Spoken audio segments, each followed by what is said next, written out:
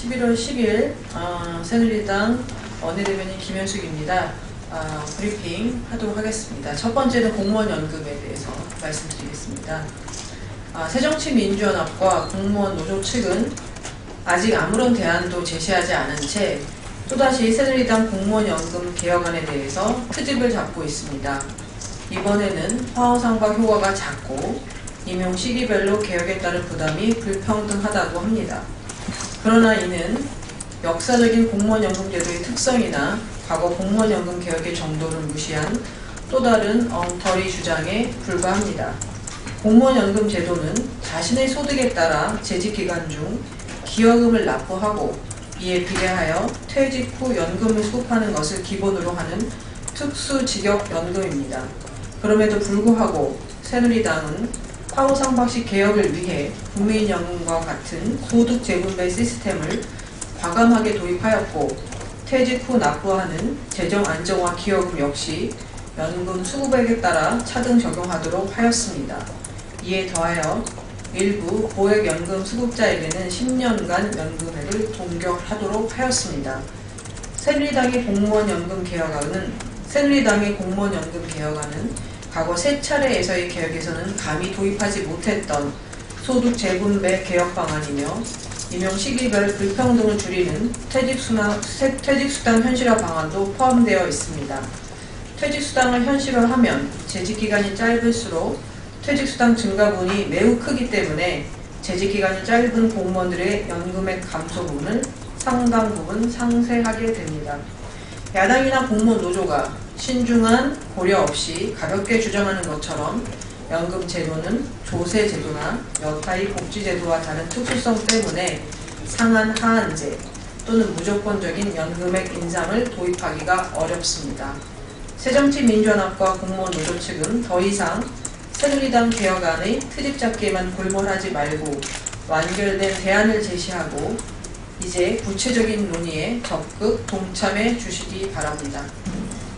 두 번째는 누리과정 보육에 대한 말씀을 드리겠습니다. 금일 새정치민주연합은 무상복지는 정쟁이 아니다라고 했습니다. 그 말에 전적으로 동감합니다. 하지만 새정치민주연합은 무상급식에 대해서는 절대 방치하면 안 된다면서 무상보육에 있어서는 중앙정부가 다 책임지라는 식의 자기 부정에 빠지는 모습을 보이고 있습니다. 다시 한번 말씀드립니다. 누리과정과 무상급식 두 사업은 법적 의무 여부에 근본적 차이가 있습니다. 누리과정은 유아교육법, 영유아교육법, 지방교육재정교부금법, 그 다음에 시행령 등에 의거하여 도입된 법적인 의무사항인 반면 무상급식은 법적 근거가 미약한 지자체의 재량 사업입니다. 세계적으로 보더라도 만 3세에서 5세의 무상보육, 유아교육의 법적 권리는 보편적으로 확대되는 반면 급식에 대한 지원은 재원 상황에 맞추어 시행되는 추세입니다.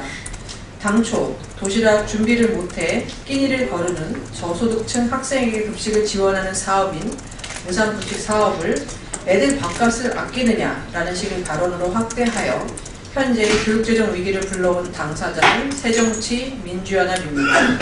그래놓고서 이제 와서 급식하느라 재정이 없으니 유아들, 그것도 어린이집에 있는 유아에 대해서만 지원을 못하겠다고 하는 것은 무슨 논리인가 묻고 싶습니다. 학생들 급식은 중요하고 그보다 더 어리고 약한 동생들의 보육은 중요하지 않다는 것입니까? 그리고 누리과정은 유치원 교육과 보육의 통합이라는 국민적 바람과 교육계의 수건사항을 반영하여 2012년부터 여야 합의로 법령 개정을 통해 추진된 사업입니다. 당시 시도교육감들도 10년사를 통해 누리과정 도입을 동의하고 내실화하겠다고 다짐한 바도 있습니다. 일시적인 재정적 어려움으로 이제 갓 시작한 누리과정 지원을 중단할 수는 없습니다. 중앙정부도 어려운 경제 상황 하에서 시도교육청의 자금 운영 문제 해소를 위해 4조 9천억 원의 지방채 발행을 지원합니다.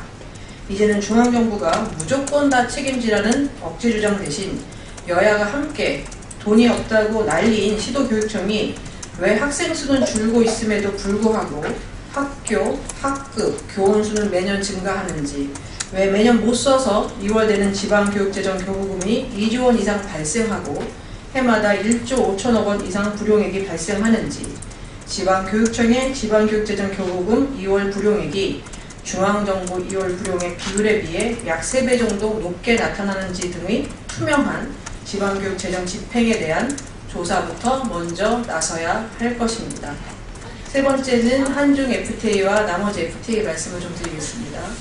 오늘 한중 FTA가 타결되었습니다.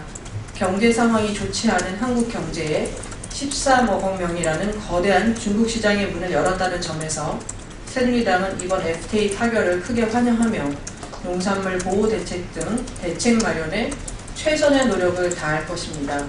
하지만 그와 비례해 다른 아쉬운 점들이 있습니다. 한중 FTA보다 이전에 타결되었던 한호주 FTA가 아직도 국회에서 비준안이 통과되지 못하고 있습니다. 여기에 있어 마치 산업부와 외교부 간 부처 간 갈등으로 비준안 통과가 늦어진다는 주장이 제기되었는데 이는 전혀 사실이 아닙니다. 4월 8일 한호 FTA 타결 후 산업부, 외교부, 농림부 등 관계부처 전체의 협업하에 축산물 보호 등 예산을 반영해서 9월 16일 국회에 제출되었으나 국회에서 지금껏 통과되지 못했던 것입니다.